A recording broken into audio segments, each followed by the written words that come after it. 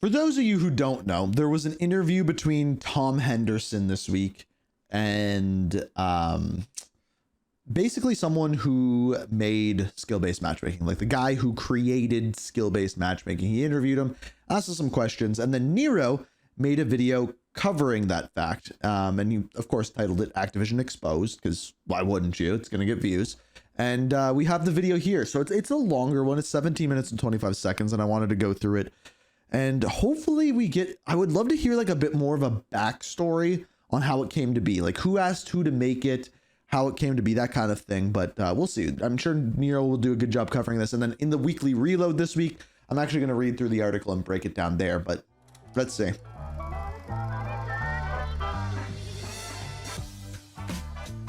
Ladies and gentlemen.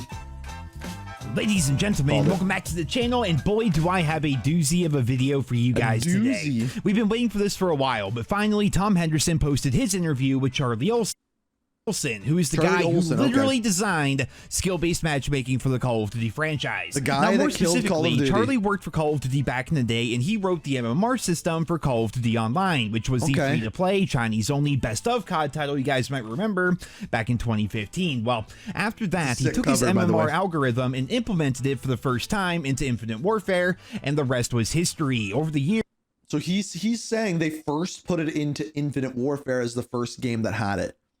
The system would grow, evolve, and become much more sophisticated, but what we can learn from this is the skill-based matchmaking that we all know now actually started back in 2016, but it wasn't nearly as strict, nearly as invasive, or nearly as manipulative. Yeah, because like even back, like there was things in Call of Duty 4 that were somewhat skill-based matchmaking. Like if you created a new account on Xbox and then played Call of Duty 4, it would put you with lower level players than someone who was like level 55 10th prestige, for example, as what we see today. For proof of that, we need only look at games that were coming out around that time. Infinite Warfare, Modern Warfare Remastered, Call of Duty World War II, even Black Ops 4. These were games I don't think anybody would consider to be thick skill-based matchmaking games. The system might... Black Ops 4, a lot of people were talking about just been in place to protect the absolute worst of the worst, but aside from that, the effects weren't even noticeable. For me personally, my stats in those games were no worse than what they were in the good old days. Like Modern Warfare Remastered was a 2 KD, 80% win rate game. World War II was a 2 KD. That's like what mine is right now, and I'm really not that great of a player. 2.7 win loss, and hell, Black Ops 4 with the EKIA system was a 2.64 KD and 3. I think this game, Black Ops 4, is probably one of my best games. 0.7 win loss. Like if skill-based matchmaking was a thing in those games, it was nothing like what we see now with them doing literally everything they can to push people's stats closer to 1. Whether that's giving you insanely tough lobbies to nerf you down, or super easy lobbies to buff you up in the name of player engagement. But regardless of how the system has evolved over time, Tom Henderson conducted a brief interview with Charlie Olson, and today I want to take a look at that, and we're going to be discussing various aspects of what we learned, so let's just go ahead and jump into it. Here we can see Nero must be eating good the last months with all the controversy around the game. Yeah, hit Nero and then Blame Truth, but as much as I disagree with a lot of the stuff Blame Truth says, his dog died, and I don't really care about anything else. It's a video game. His dog died. He's having family issues. I feel for the guy. Yeah, I think anyone who's switched more to like the complaining style videos has done better. We've done a lot on this channel. On Ink Slasher, I've stopped covering updates altogether on that, and I think I'm going to continue that because I much prefer what we've been doing over the last little while, and everyone seems to really enjoy it. So we're going to transition, but we still have stuff like this go up here. And I still have the weekly reload to cover news and stuff like that. But first, I want to address the elephant in the room when it comes to Call of Duty's skill-based matchmaking white paper and its legitimacy, because as we all know, there's always a sense of doubt when a giant... So if you don't know what the white paper is, that is the paper that was put out last year during Modern Warfare 3 that essentially explained how the SR brackets worked within company matchmaking. Tries to be transparent. When asked, Olson told me that the white paper is accurate and he can attest to it based on his own analysis at Call of Duty and on other games. Live service games need skill-based matchmaking, and skill-based matchmaking needs MMR, he said. He continued to explain that both are needed to ensure long-term sustainability and player engagement, which are both crucial components in ensuring a... So the easy argument to this is, okay, then how did a game like Call of Duty 4 or Modern Warfare 2 or Black Ops 2 survive if they didn't have skill-based matchmaking or an MMR system? Clearly they had some, right? If he's saying they can't survive, there must have been something there. Successful live service game, but that doesn't mean everyone should just shut up and like skill-based matchmaking, said Olsen. And we're going to pause right there. First of all, I appreciate the guy who literally created skill-based matchmaking saying that people shouldn't just shut up and like it, but I have to call out bullshit when I see it, man. That quote about live service games needing skill-based matchmaking and skill-based matchmaking being So this is when we go to extremes, right? Like one person's saying one extreme and one person's saying the other. And what I'm going to do is I'm going to stick in the middle and everyone on both sides is going to hate me. That's what we're going to do here. Basically what he's trying to say there is that skill-based matchmaking is needed to an extent. And then when it goes over that, it's too much. And I agree with that. I think everyone agrees with that. Like you need skill-based matchmaking to have like protected brackets of players, disabled players, things along those lines. As the second you get rid of those is when you get into an issue. But he's also saying like you shouldn't shut up and take it, right? being crucial to ensure sustainability and player engagement. EOMM is a whole other... it's just not true. Factually, objectively, it is not true. If it was, then what the fuck happened between the years of, say, 2007 and 2015, right? 8 straight years there, Call of Duty did not have this algorithm that they designed. And hell, I've got the time. I'll just name the games. Call of Duty 4, World at War, Modern Warfare 2, Black Ops, Modern Warfare 3, Black Ops 2, Ghost, Advanced Warfare, and Black Ops 3. Literally none of those games needed manipulative matchmaking bullshit for them to succeed. In fact, those games have... All right, I've said it before, I'll say it again because it really does fit in this. There was an algorithm back in Call of Duty 4. I don't know if it was in World at War, and I don't know if it was in Modern Warfare 2, but I know for a fact it was in Call of Duty 4, where when you called in a helicopter, the helicopter would target people in order of their spot in the lobby. So if you were number 1 on the leaderboard for the other team, it would go after you first. So that's like an early form of skill-based matchmaking, kind of, right? You were disadvantaged for being a better player. Had way more active players than what we see now, and they were bare bones in terms of features by comparison. To say that we need skill-based matchmaking for games to work is to pretend that none of those games ever existed. All those years where Call of Duty was still the #1 best-selling game each and every time, all those records they set and all those awards, you're saying that none of that happened because it couldn't have happened without skill-based matchmaking. It's just complete bullshit. Now, continuing on with the article and the interview, on Stats, Olsen explained that around half of players would be driven to stop playing without skill-based matchmaking because the sometimes you stomp, sometimes you get stomped narrative only applies to around 40% of players by skill, with 10% of the very top players doing 90% of the pub stomping. Olsen used XDefiant as an example of churn-based matchmaking and explained that although XDefiant had team balancing, people don't like being the weak link repeatedly, and high-skill players don't like carrying a team of potatoes all of the time. Again, so that's a huge thing, actually. I guarantee you Nero won't mention this because he's one of the people that loved XDefiant, but it's a really, really good point, right? In XDefiant, they didn't have skill-based matchmaking, but they did have team balancing, which meant, and I think this is the way that it was in Black Ops 4. I have a very strong feeling that this is how it was in Black Ops 4. If you were the top tier player, say you had like a 5-kill death, every lobby you would get in, your team would be horrible. That's the way XDefiant worked. Because there was no balance in the lobby, once it put you in a lobby, it would then balance that lobby, and then you'd be stuck with the horrible players. It's a really good point. Pause here and chime in. That opening line of half of players would stop playing without skill-based matchmaking has to be the biggest crock of horseshit I have ever read in my entire life. You're worried about half of players quitting? Well, how about the 60+% of players who have quit playing Call of Duty over the course of the past 3 months? That statement literally makes no sense to me whatsoever. Why is it people... I would love to know a number of what percent of players who play Call of Duty quit because of the reason of skill-based matchmaking. Like, I think a super high, so of those 60%, I would be willing to guess 50 is because of bad servers and hackers. Combine them, those two make up 50. The rest, I don't know. Are pushing this narrative that without skill-based matchmaking, people are just going to quit the game because tons of people are quitting the game already. I bet half the people in the comment section of this video have not played Black Ops 6 in months. The negatives of this system clearly outweigh the good, but they keep pretending like people aren't quitting the game already. On top of that, nearly every... I mean, you could use the same argument that Nero's using on the other side. And again, I'm just trying to stay in the middle. Like, you could use the same argument of, well, look how successful Call of Duty has become after implementing the skill-based matchmaking. Clearly, it also works.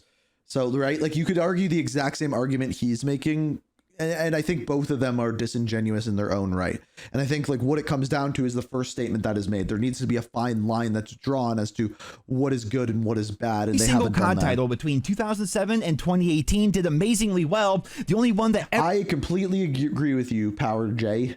He says, I'll play like 2 to 3 games, but due to skill-based matchmaking, I can't play the game for an extended period of time. I agree, and I think that's not skill-based matchmaking. That's engagement-optimized matchmaking, where it like throws you 3 easy games, 3 hard games, 3 easy games, 3 hard games in order to get you to play longer. And I think it doesn't work. It doesn't work on me, at had any least. kind of player retention issues would be Call of Duty Ghost, and that's because the game wasn't very good. Also, it was part of a console transition, which also messed things up, and it had to follow Black Ops 2, which might be the best Call of Duty game of all time. There's a number of reasons why Ghost was not very good, but that was the only game ever in COD history up until the Warzone skill-based matchmaking era where we had trouble with player retention. Call of Duty never had issues back then like it does right now, and that's because those games were organically fun to play. The reality of the situation here is Activision created a solution when there wasn't a problem to begin with. Call of Duty was already on top. It was already doing incredibly well, but then they decided that wasn't good enough and they got greedy. Some guys in suits I'm on Nero's side here. in an office somewhere came up with the idea that if they manipulate matchmaking, they can squeeze out more money from the people who otherwise didn't care that much about the franchise. At first, the system was incredibly bare. You saying the stream's lagging?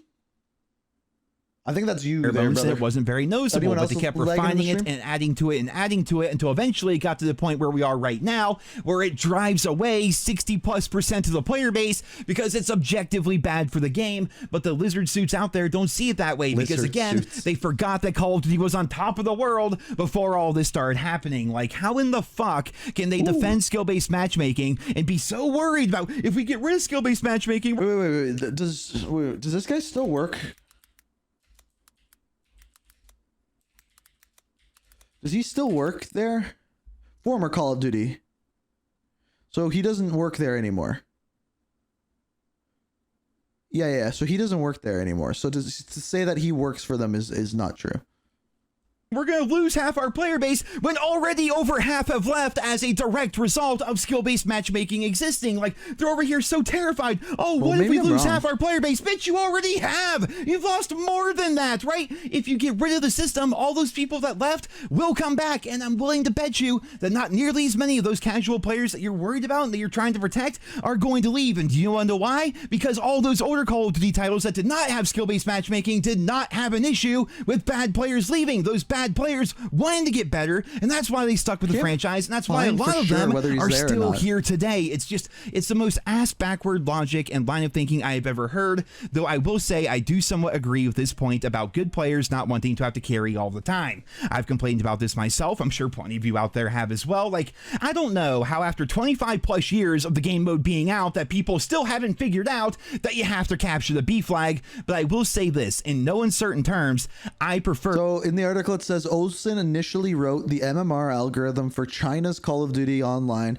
in 2015, with the algorithm making its way into the first mainline entry with 2016's Infinite Warfare. He then went on to work at Raven Software in 2020, going on to co-found Invocation Games in 2022, a development studio that provides custom skill rating and ranking system to games. So do they work with Call of Duty? No, they work with the finals and Mini Royale as of right now. So I don't think he's at Call of Duty anymore. Dealing with bad teammates than dealing with skill-based matchmaking. You guys have been watching the gameplay here. This is more footage of me playing Black Ops 6 with crossplay turned off, which again essentially disables skill-based matchmaking. And it is true, if I don't carry, then we will lose most of the time, but that's just how team balancing works, man. And with organic matchmaking, that wide variety in players in the lobby is what keeps things interesting match to match. He said in the interview that nobody likes being the weak link repeatedly. Well, no shit, like that's your incentive to get better, and there's a very clear path ahead of you for you to do that. With organic, non-manipulated matchmaking, there's a pecking order. You know where you stand because you see your progress match to match. What I'm about to say here might blow some minds, but it's okay to not be So again, going to argue the opposite side of this. Doesn't mean I agree with it, but I'm going to argue the opposite side of this. And this is the kind of analogy I always give for this one. When you're growing up as a kid, say you play baseball, basketball, football, hockey, whatever you play, right? There's a reason why they have divisions. They have skill divisions. They'll have it like for hockey, it's AAA, AA, single A, and then wherever you live, it's a different name underneath that. But if you're a single A player and you all of a sudden go and play AAA, it is possible that you get better. It is possible that you grow to that level and then you can play at that level and you enjoy the game more because of it. But it's also possible you're not as athletic, not as skilled, and just can't do it. And by throwing you in AAA, you are going to all of a sudden hate the game and not want to play it anymore. That's why skill-based matchmaking exists. That's why skill levels exist in sports. It does on a base level make sense. The problem is when it becomes manipulative and is there more so to make money than make you enjoy the game more, then it gets a little bit different. And to be quite honest, I still think there should be no skill-based matchmaking. And if there is, it should show you is 100% a good statement. Instantly good at something, especially a video game. And in fact, that learning curve and that... The finals, I was unbelievably good at that game and I have no idea why. Like you can ask Jordan. I played with Jordan and he's like, dude, why are you good at this game? And I'm like, I was dropping like the first few games I played, I was dropping like 30, 40 kills. Just like never played it before. That process is oftentimes what makes the game so fun and interesting to begin with. XDefiant had amazing matchmaking, and yes, as a good player, I had to carry my team most of the time, but that's not overly a bad thing. The feeling of, oh man, I have to carry, in reality, means you are so fucking good at the game and better than everybody else in the world. Okay, this is too far, Nero. I was with you, and then like, so the thing with Nero is he positions his videos depending on like the point that he wants to make. Sometimes he wants to say that supply drops are good. We watch that video. Sometimes he wants to say that like, okay, skill-based matchmaking, no, but team balancing, okay, because now he's defending XDefiant. The team balancing sucks. Like go back and when I played Black Ops 4, I was so frustrated with that game because I would be going like 102 and 8 because there was looser skill-based matchmaking, but the team balancing was super strict and there wouldn't be a single person on my team over a double-digit kill. And it was so frustrating because there was like, you'd lose it was so frustrating. And I don't think that system's perfect either. So I don't think I don't think it's fair to say skill-based matchmaking is good. Team balancing is perfect. Things along those lines. There's got to be a balance of all of it. And I don't know what that is. Lobby that you are actually able to do that consistently, and that is a good feeling. It can be annoying to lose while you're doing everything you possibly can, but you're still out here dropping 3 times the kills as anybody else on your team, and you got to that point not because the game handed it to you, but rather you learned the game and you got good at it. To go back to the interview here for a second, it says, when asked for a solution to skill-based matchmaking, Olsen believes that it is needed to ensure long-term sustainability for a live service game. However, he thinks its solution is transparency of where players rank with their skill. The massive problem with skill-based matchmaking, though, is you don't know what league you're in anymore. Skill-based matchmaking takes away the sense of skill and mastery. There's less skill feedback, stats don't matter as much, KD is less of a bragging right. Yeah, at least he admitted that. A serious design problem, really. He continued, if you're trying to get better at the game, skill-based matchmaking just rewards you with tougher opponents. I'd even say that skill-based matchmaking punishes players for being good. That's unfair, and players are right to complain about it. Olsen thinks one solution is to reward players with more XP for being better at the game. Casual doesn't need to be completely about skill like ranked, but you should be able to see something about the average skill of your lobby or opponents, like maybe this match is a gold tier, so you get a 1.2 XP multiplier. You should be able to see your MMR matchmaking ranking, aka skill rating, in the combat record. You shouldn't have to file a personal data request with Activision just to get that information. He went on to explain that he did pitch such a system for Call of Duty on multiple occasions, even at a meeting at Infinity Ward during 2019's Modern Warfare development. However, Olsen noted that the lack of bandwidth that studios have to consider new ideas outside the lead studio makes such pitches an uphill battle, especially coming from a non-designer. So I tried, but it didn't catch on, he said. The other reason I think it didn't catch on is most designers just don't know much about how MMR works and therefore aren't comfortable using it as a component for design, he continued. So honestly, there's a lot to take in there. Like Charlie doubled down that skill-based matchmaking is needed to ensure long-term sustainability for a live service game, but the problem lies in transparency transparency. He did make some great points, which is crazy coming from the guy who helped make skill-based matchmaking in the COD franchise, but things like stats not mattering anymore, KD being less of a bragging right, and in general, the player base have lost their ability to track their skill and their mastery of the game because in essence, we're all playing different versions of the exact same game. I am curious what people would think of the skill-based matchmaking. Like if they had two different modes, one with skill-based matchmaking and one without, like what would people think? And like, what would the difference be? Would it be the amount of XP gain? Like, I do think that having our skill rating being displayed in the game would be a good change. Like the fact that it's all a mystery and we have to request our documents from Activision to see our rating is absurd to begin with, or even think about. Some people are going to hate this, but side note, what I think would be good, how I would fix this if I was king, is I would put in a system that shows you in an average match what your skill rating is. And yeah, maybe you get an XP bonus based off of that. I don't know, maybe. But it would display it. Ranked play gone, because ranked play, there's like 4 weapons you can use and it's boring as hell. In my opinion, like we're going to do a thing in the coming months where we go and play ranked play. But I just think that system is dumb where everyone whines about every single, like play the game, man. And then have ratings based off of that, because then we can get rid of all of that like gentleman's agreement bullcrap. But the idea of higher skill players playing in higher skill lobbies getting more XP is just a whatever idea to me. Like on the one hand, the obvious solution, no matter what, is removing skill-based matchmaking entirely and going back to either what we had during Infinite Warfare through Black Ops 4, or even going back to what we had in the old days where there was virtually no changes to the matchmaking whatsoever. I am surprised. But on the other hand, if they were to update Black Ops 6 and make player skill numbers visible and give higher skill players more XP and more things for having to deal with their lobbies, that would still be better than what we are currently dealing with. The problem is, however, they will never do that, because if they show player skill in the game, it's going to make so many people feel bad, and that's the reason why skill-based matchmaking exists in the first place. It's there to manipulate bad players into thinking they are better than they actually are. It makes them feel like they're good at the game, and in doing so, those players are incentivized to keep on playing and keep buying shit from the shop. It's this entire conspiracy to gaslight the bottom 20 to 30% of the player base while completely ruining the experience for the other 70% of the player base, and egos would absolutely fall apart if Activision came out and told those gaslit fans, hey, you actually suck. Like imagine here for a second, like we're just gonna have like 2 random characters here, like imagine a world where somebody signs into the game and they see, what's this? I have a skill rating, my skill rating is 40, is that good? Hey Joe, what's your skill rating?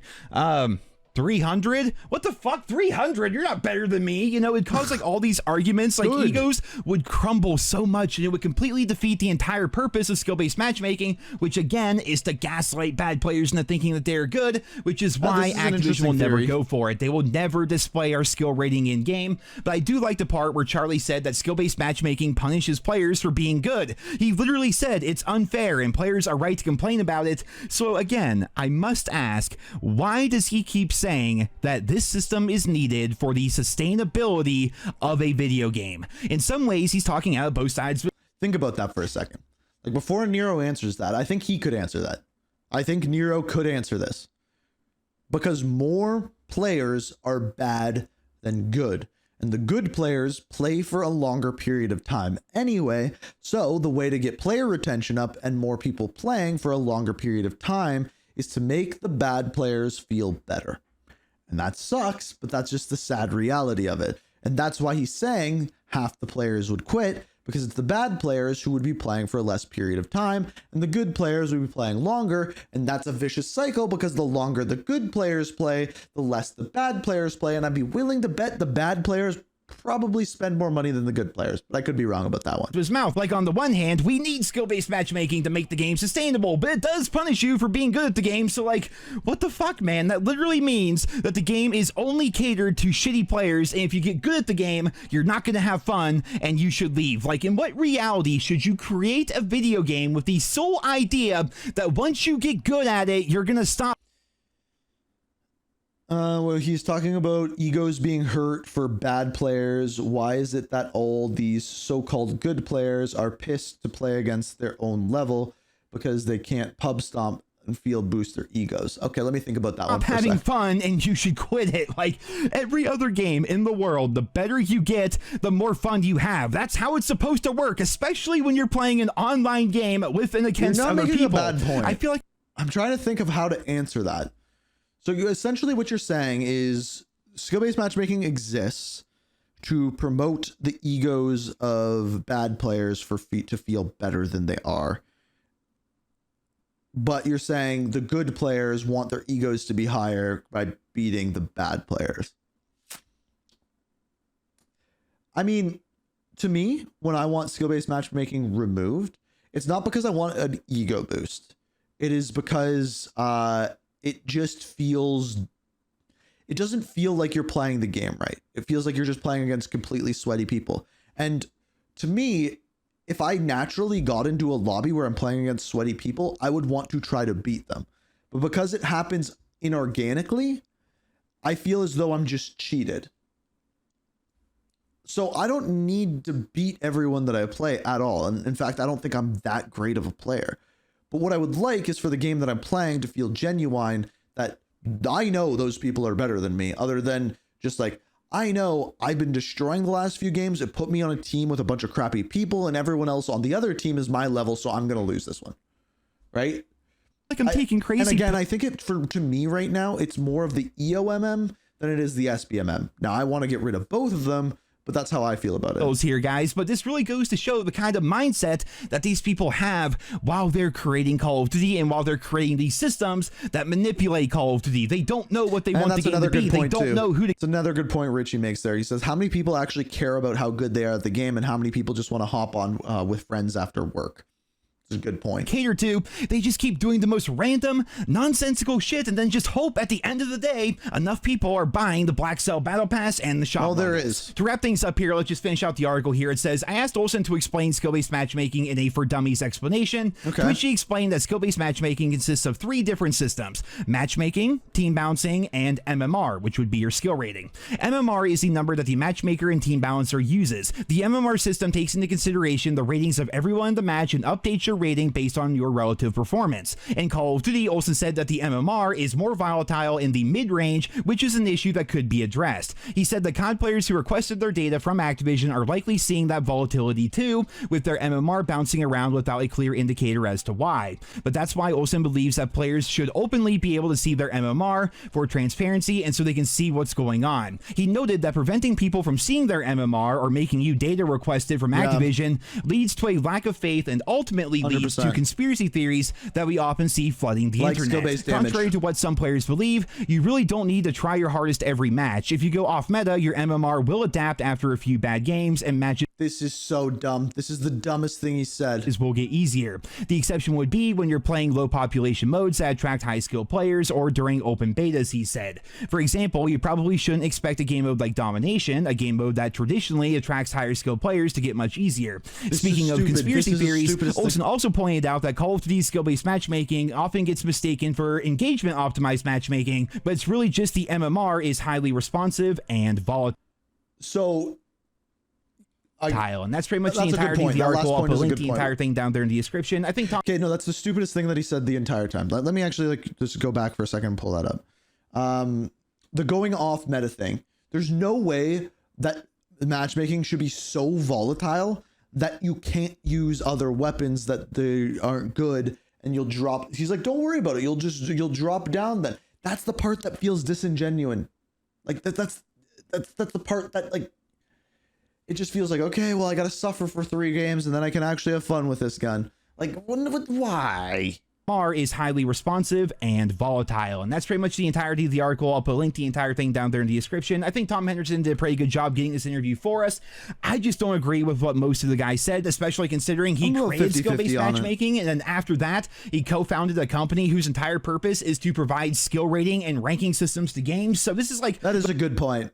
That's a really good point, Nero. Like, he has a active role. So he doesn't work for Call of Duty, but he wants people to use his company to put skill-based a matchmaking into their godfather of games. skill-based matchmaking, It's a good essentially. point, But Nero. I went over it already. What he said does not make sense for a lot of us, right? We need skill-based matchmaking. It's paramount. It is a core foundation of making games sustainable really good long-term, point. this, that, and the other. Then he also comes out and says, well, if you're good at the game, yeah, it really does suck for you. It's not fun, and you should complain about it, but we need to keep it, but it does suck for you guys. Like, essentially what it boils down to, skill-based matchmaking is there so that they can cater the game to the lowest common denominator, the most casual of the casual, the worst of the worst. They want to cater the game entirely to those people. They're afraid to remove skill-based matchmaking because if they do, they'll lose half their player base. But the reality is they've already lost over half their player base because the vast majority of COD fans are sick of this matchmaking system. They're sick of how Activision is running the franchise. They're sick of everything that's been going on over the course of the past couple of months, which of course we've been covering here on the channel. It's very clear. The writing is on the wall for the Call of Duty franchise, and to see the mindset of the person who actually made skill-based matchmaking just goes to show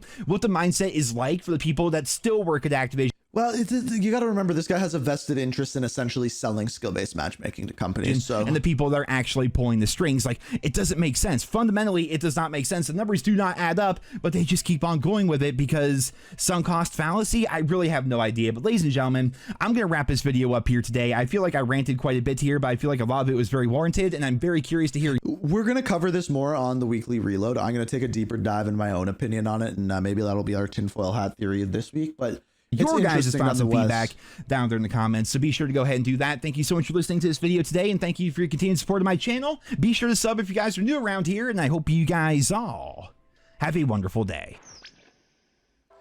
All right, well, there you have it. It's the sad reality of Call of Duty that this isn't going to go anywhere, and it doesn't need to be adjusted. I truly think so, and maybe they're doing that, but the game shouldn't feel like a different game when I play with friends or don't play with friends, or play solo or don't play solo. And it should feel as though it's not predetermined. And like he said in that article, EOMM is a conspiracy theory, but skill-based matchmaking adjusts so quickly that really it isn't a conspiracy theory, because it's doing the same thing that a system would do that was designed to increase player retention, when really it's simply for MMR. So in other words, the system is not designed for EOMM, but it portrays EOMM because of how quickly, and really you could say how well it works, which is messed up, like really messed up.